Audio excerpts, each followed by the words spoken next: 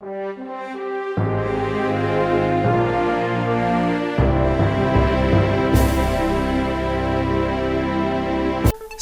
او ښې چارې له روحي نیوز مو د دې ساعت خبري ټولګي ته هرکلی کوو. په سر کې هم د مهمو خبرونو سرټکي. حکمتیار وایي تر هغې چې حکومت بدل نشي د سولې روانه پروسه ناکامه ده. طالبان وایي د نظام ډول د باندیانو خوشي کېدل او له تور لیسته د دوی د مشرانو ایسته کول یې د خبرو لومړي توبونه دي. د بشري حقوقو خپلواک کمیسیون هلمند کې هوایي بریدونو کې ولسي افغانانو ته مرګ ژوبله اوښتي. د چین حکومت وایي موږ نه یو خبر چې کوم وګړي مو په افغانستان کې نیول شوي او بیرته رالیږل شوي دي. ډونالډ ټرمپ وایي چې د ټاکل شوي ولسمشر جو بایډن د لوړو مراسمو کې ګډون نه کوي. ټویټر د تل لپاره د ټرمپ حساب بند کړ. ټرمپ پر ټویټر 88 میلیونه فالوورز یا څارونکي درلودل. اوس هم د خبرونو بشپړ تفصیل زه سپینغر غرزه یم. د حزب اسلامي مشر ګلبدین حکمتیار تازه په خپلو څرګندونو کې یو ځل بیا د لنډمهالي حکومت جوړېدل د سولې راتلو یوازینۍ لار بللي.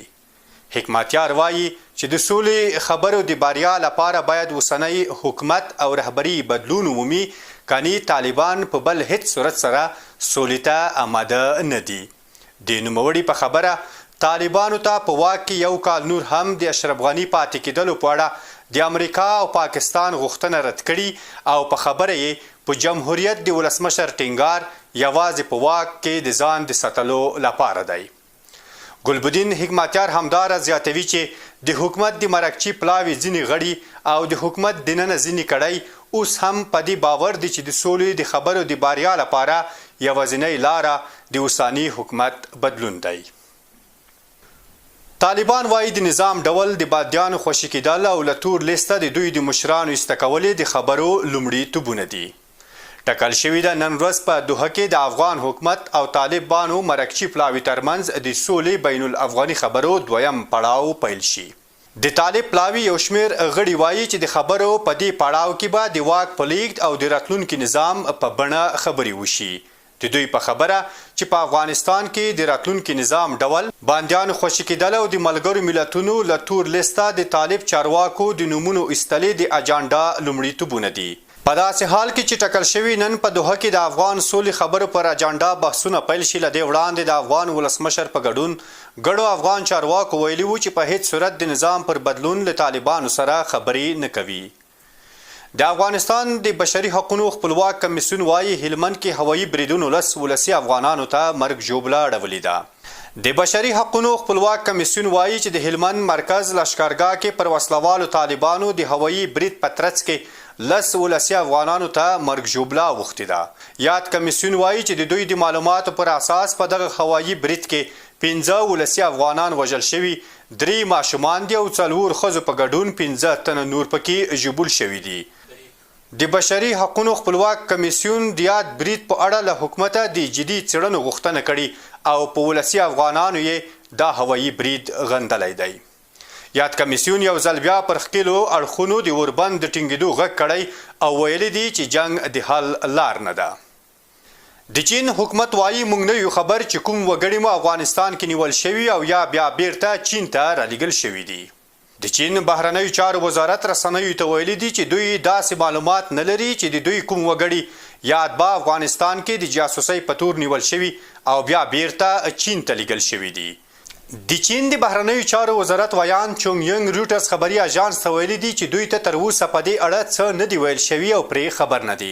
افغانستان کې د جاسوسۍ په تور د 14 چینایي وګړو د نیونې خبر هندوستان ټایم ورځپاڼې خپور او ملي امنیت رئیس احمد ضیا سراج هم ولسي جرګې ته د یادې موضوع پخلی کړی، خو په اړه یې ډېر معلومات نه ورکړي. چون ینګ د افغانستان او چین د دوستانه اړیکو ویلي دي او زیاته کړې ده چې دغه دوه هیوادونه د تیر په څیر سره عادي اړیکې لري. دا هم بهرني خبرونه. ډونالډ ټرمپ وایي چې د ټاکل شوي ولسمشر جو بایډن د لوړو مراسمو کې ګډون نه کوي.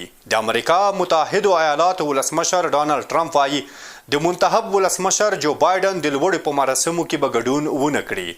ټرمپ په همدې اړه پر خپله ټویټر پاڼه لیکلي دي د هغو ټولو ته چې زه یې پوښتلی یم وایم چې زه به د جنورۍ په 20 د جو بایدن د لوړو مراسمو کې د ګډون لپاره ورنشم. ولسمشر ټرمپ دا څرګندونې وروسته له هغې مخې ته راځي چې ډیموکراټ ګوند له دندې د نوموړي د ګوښه کېدو غوښتنه کړې. له 1809 کال راهیسې ټرمپ د امریکا په تاریخ کې 4م ولسمشر دی چې د نوي ټاکل شوي ولسمشر د لوړې په مراسمو کې ګډون نه کوي. یولسیس ګرانټ د امریکا هغه لومړی ولسمشر و چې له واک د لرې کېدو وروسته یې د نوي ولسمشر د لوړې په مراسمو کې ګډون ونه کړ. ټویټر د تل لپاره د ټرمپ حساب بند کړ. ټرمپ پر ټویټر 88 میلیونه فالوورز یا څارونکي درلودل. ټویټر ټولنیزې رسنۍ د امریکا د متحدو ایالاتو د اوسني ولسمشر ډانلډ ټرمپ حساب یا اکاونټ د تل لپاره له منځه یووړ. ټرمپ پر ټویټر 88 میلیونو ډیر فالوورز یا څارونکي درلودل. د ټویټر ادارې ویل دي چې دغه کار په امریکا کې د تاوتریخوالي د مخنیوي لپاره کړی دی. ولسمشر ټرمپ پر ټویټر ډیر فعال او خپلې ډیرې پریکړې پرې خپرولې. د ټویټر د خوندیتوب کمیټې لیکلي دي چې د دوی لیدنو اړوند د ولسمشر ټرمپ ریل ډانلډ ټرمپ پر حساب د تاوتریخوالي د هڅونې لیکنې کېدلې او دوی دغه اکاونټ د تل لپاره بلاک کړی دی. د رسنیو د معلوماتو اړوند د ولسمشر ټرمپ د ټویټر حساب د ټویټر رسنۍ لپاره 2 میلیارډ امریکایي ډالر ګټه راوړله. ټویټر لا وړاندې ولسمشر ټرمپ ته خبرداری ورکړی و چې د ټاکنو په اړه دې بې سندونه ټویټونه نه کوي. د روحي نیوز ګرانو لیدونکو دا وه تر دې دمه له روحي خبري ټولګه.